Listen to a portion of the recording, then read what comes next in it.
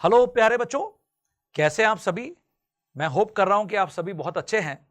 ये जो वीडियोस मैं आपको भेज रहा हूं, इसमें अलग अलग जो क्वेरीज आ रही हैं बच्चों की, मैं आपको वापस वीडियो के माध्यम से ही उन क्वेरीज को क्लियर करने की कोशिश कर रहा हूं। और अभी एक जो बहुत ही इंपॉर्टेंट क्वेरी बच्चों ने मुझसे पूछी, उसमें क्वेश्चन ये था कि सर जो ऑल इंडिया काउंसलिंग है उसके अंदर अगर मुझे पार्टिसिपेट करना है तो मुझे कितनी फीस डिपॉजिट करनी है। तो मैं उसी के ऊपर ये जो लेक्चर है, आपको ये जो वीडियो है, मैं आपको यहां पर बता रहा हूं। तो सुनो जरा सभी, और आप चाहें तो इसको नोट भी जरूर कर लीजिएगा। मैं यहां पर सबसे पहले आपको ये बता रहा हूं कि जब आपने नीट यूजी का एग्जाम देने का सोचा तो डेफिनेटली इस एग्जाम को, नीट यूजी एग्जाम को कौन कंडक्ट कराता है? ऑब्वियसली इसको कंडक्ट कराता है एनटीए, नेशनल टेस्टिंग एजेंसी। और जो नेशनल टेस्टिंग एजेंसी है वो हर प्रकार के बच्चे से, जैसे आपने भी जब नीट यूजी का फॉर्म भरा होगा तो डेफिनेटली उसके लिए एक रजिस्ट्रेशन फी आपने भरी है। और ये जो फी है, जनरल कैटेगरी वाले बच्चे के लिए अलग फीस थी, और जो एससी एसटी या फिर जो पीडब्ल्यूडी हैं, पर्सन विद डिसेबल जो बच्चे हैं, ऑब्वियसली उनके लिए अलग फीस थी। अब आप इसको ऐसे समझो कि जो नीट यूजी एग्जाम जब आपका हो गया है, अगर आप अपने आप को इस एग्जाम के थ्रू, जो आपका ऑल इंडिया रैंक आएगा, अगर आप किसी मेडिकल कॉलेज में ऑल इंडिया लेवल पर जो काउंसलिंग होती है उसमें अगर आप देखना चाहते हो, एमबीबीएस के लिए, बीडीएस के लिए, या फिर डीम्ड यूनिवर्सिटीज भी ऑल इंडिया काउंसलिंग के थ्रू जो एमबीबीएस या बीडीएस सीट्स हैं उसके अंदर बच्चों को मेडिकल कॉलेज में जाने की परमिशन देती हैं। तो इसके लिए आपको जो कमिटी डिसाइड की गई है, जो पूरे भारत में ऑल इंडिया काउंसलिंग करवाएगी एमबीबीएस कोर्स के लिए, बीडीएस कोर्स के लिए, या फिर बीएससी नर्सिंग कोर्स के लिए, वो एमसीसी है। MCC, medical counselling committee. जैसे एनटीए एक कमिटी है, वैसे ही यहां पर मेडिकल काउंसलिंग कमिटी एक कमिटी है जो आपकी ऑल इंडिया लेवल पर क्या कराएगी? काउंसलिंग कराएगी। और इसके लिए अलग से एक पोर्टल है, यह है www.mcc.nic.in। nic.in। ये तो जब भी आपको बोला जाएगा कि आप ऑल इंडिया लेवल पर काउंसलिंग में पार्टिसिपेट करिए, ऑब्वियसली जब आपका नीट यूजी का रिजल्ट आएगा, मैंने आपको जैसा बताया था कि उसके 15 दिनों बाद आपके पास प्रॉपर एक इंफॉर्मेशन आएगी।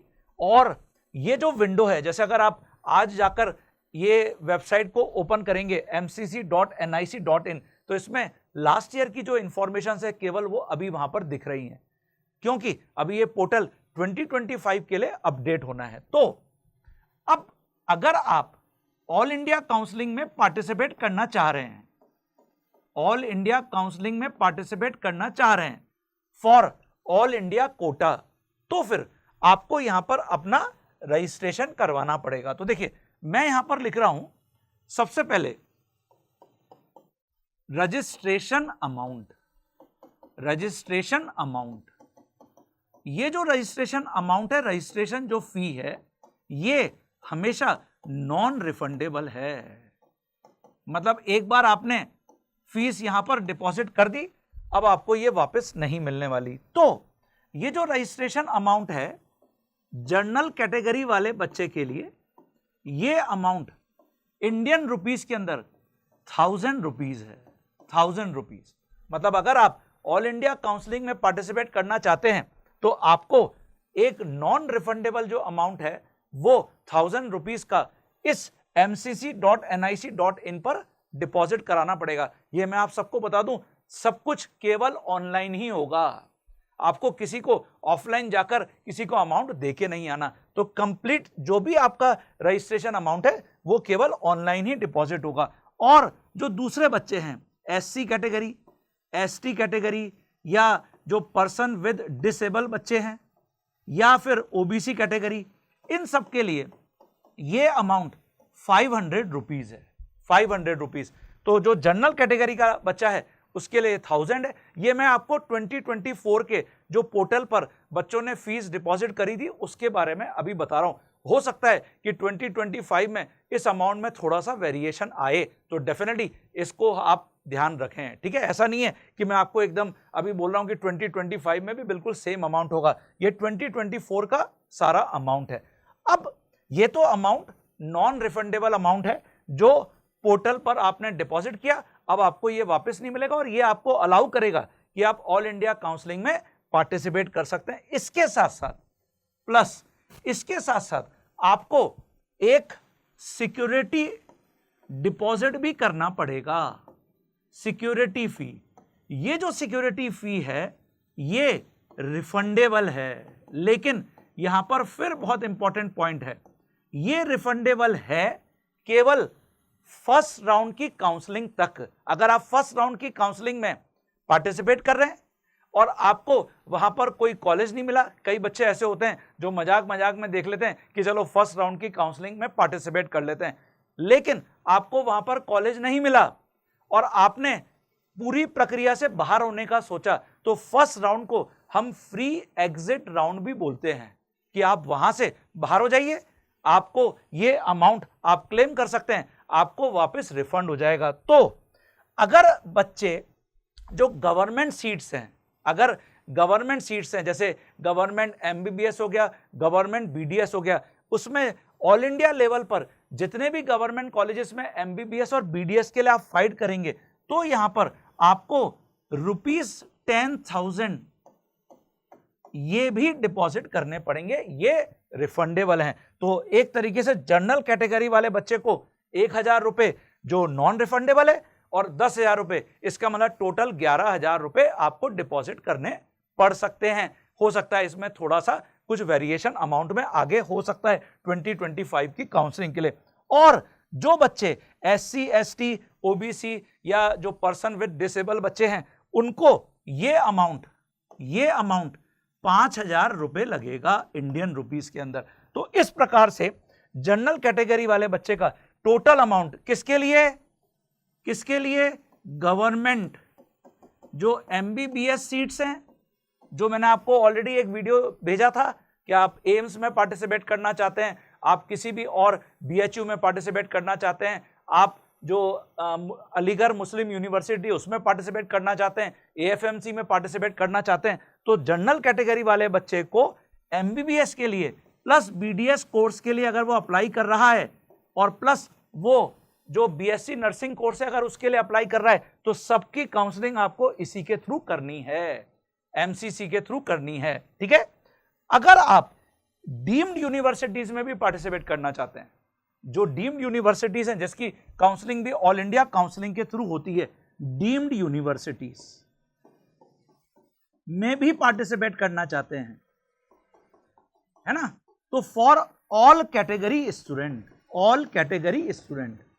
यहां पर कोई जनरल कोई SC ST कैटेगरी वाला बच्चा स्पेशली ट्रीट नहीं हो रहा है।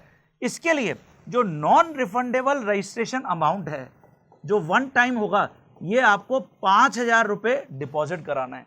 तो ऑब्वियसली जो बच्चे डीम्ड यूनिवर्सिटीज में पार्टिसिपेट करना चाह रहे हैं, ऑटोमेटिकली वो गवर्नमेंट एमबीबीएस बीडीएस इसमें तो ऑटोमेटिकली पार्टिसिपेट करेंगे। तो आप बच्चों को 5,000 रुपए नॉन रिफंडेबल डिपॉजिट करना पड़ेगा। इसके साथ साथ ऐसे बच्चों को 2 लाख रुपए जो सिक्योरिटी फी है, जो सिक्योरिटी अमाउंट है, जो रिफंडेबल है, केवल कब तक, फर्स्ट राउंड की काउंसलिंग के खत्म होने तक, ये आपको और डिपॉजिट करना पड़ेगा। तो 2,05,000 हो गए, ये ₹2,05,000 हो गया है बच्चों, ये देखिए टोटल। तो अगर आपके पास 2 लाख रुपए हैं, अलॉन्ग विद दैट 5,000 रुपए हैं, और आप डीम्ड यूनिवर्सिटीज में भी अपने आप को पार्टिसिपेट करता हुआ देखना चाह रहे हैं ऑल इंडिया काउंसलिंग में, तो डेफिनेटली आपको फिर इस सेगमेंट में जाना पड़ेगा। आप किसी भी कैटेगरी के हों, तो ऑब्वियसली इतने अमाउंट वाले बच्चे होते हैं भारत में जो डीम्ड यूनिवर्सिटीज में भी पार्टिसिपेट करते हैं। और अगर आप डीम्ड यूनिवर्सिटीज में पार्टिसिपेट नहीं करना चाह रहे हैं, तो फिर आपको गवर्नमेंट एमबीबीएस और बीडीएस जो कोर्सेज होंगे, जिसमें मैंने आपको बताया था कि स्टेट कोटा का भी आपका 15% ऑल इंडिया काउंसलिंग के थ्रू भरेगा, तो वो बच्चे इतना अमाउंट यहां पर डिपॉजिट करेंगे, तभी वो ऑल इंडिया काउंसलिंग के लिए एलिजिबल होंगे। ठीक है बच्चों, तो ये बच्चे मतलब ये सारे बच्चे ऑल इंडिया काउंसलिंग में पार्टिसिपेट कर पाएंगे। तो ये मुझे लगता है सभी बच्चों को क्लियर हो गया, और इसलिए इतना अमाउंट आप अपने पास रेडी करके रखिए। ये सारा अमाउंट आपको ऑनलाइन ही डिपॉजिट करना है, ये ऑफलाइन डिपॉजिट नहीं करना है। ये सब ये ncc.nic.in पर जो पेमेंट का वहाँ पर गेटवे होगा, वहाँ पर आप जाएंगे और इसमें आप जो अपना बैंक है उसके थ्रू आप ये ट्रांजैक्शन करेंगे। एक बात मैं आप सबको बता दूं, जब ये अमाउंट आपको रिफंड होगा तो बिल्कुल जो आपने बैंक अकाउंट दिया था, इसलिए जनरली ओपिनियन ये दिया जाता है बच्चों को कि आप जो क्रेडिट कार्ड है उसके थ्रू पेमेंट मत करिए, क्रेडिट कार्ड के थ्रू पेमेंट मत करिए, आप अपने बैंक के थ्रू पेमेंट करिए, क्योंकि अगर ये अमाउंट रिफंड होगा, जो सिक्योरिटी फी रिफंडेबल है, तो ये आपके खाते में ही वापस आएगी, आपके अकाउंट में ही वापस आएगी। तो ये बातों का आप बच्चों सभी ध्यान रखना, ठीक है। तो मुझे लग रहा है ये आपको समझ में आ गया कि मुझे कितनी फीस अपने पॉकेट में रेडी रखनी है अगर मुझे ऑल इंडिया लेवल की काउंसलिंग में पार्टिसिपेट करना है। तो अगर ये वीडियो आपको इन्फॉर्मेटिव लगा हो, आपको ये जानकारी क्लियर कर दी कि मैंने किस प्रकार से आपको फीस को डिपॉजिट करना है, तो अपने आप फ्रेंड्स के साथ और जो अपने मित्र हैं उनके साथ भी इस वीडियो को जरूर शेयर करके उनके साथ भी ये शेयर कर लीजिए कि आपको कितनी फीस को रेडी रखना है। तो बच्चों अगले वीडियो के लिए तैयार रहिएगा, तब तक के लिए अपने आप को खुश रखिए, सेफ रखिए और आगे ऐसे इंफॉर्मेटिव वीडियो का इंतजार करिए। Bye bye.